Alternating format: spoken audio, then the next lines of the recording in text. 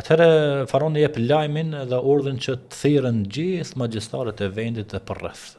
Vjen ajo ditë kur faraoni, domethënë zbashku me sirbazët, vinë para Musait alayhis salam për të shfaqë ata intrigat e tyre, mashtrimet e tyre, sikur që e kishin zakon. Numrat e tyre, sipas disa komentuesve të Kuranit, thuhet që kanë kalu me 10.000. Aty këtu domethënë pastaj përcaktohet se kush ka thënë më pak apo më tepër. Sirbazët në këtë rast kur vinë te faraoni, domethënë njerëz që ishin mësuar që të manipulonin, që të mashtronin, që të përfitonin nga situatat. Kërkojnë për faraonin, thotë, a ka për neve diçka?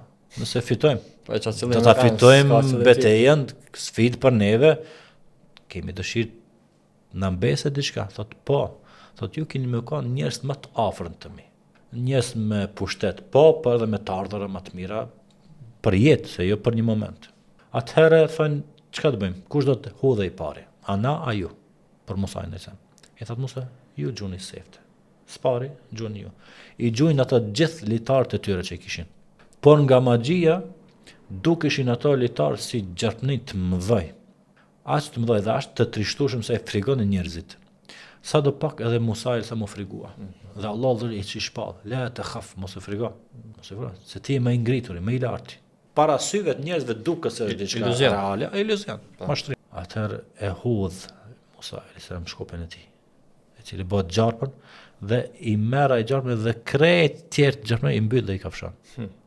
Për faraonin shumë rrallë. Po, u dobësu autoriteti i tij. Ra poshtë pretendimi i tij. Po në anën tjetër, sirbazët e kupton shumë mirë çka është çështja. Në moment që ndodhi mugjizja, mrekullia e Musait, ata ranë sejdë. U dorëzuan para mrekullisë dhe i besuan, tha na besojmë Zotin e Musait dhe Harunit.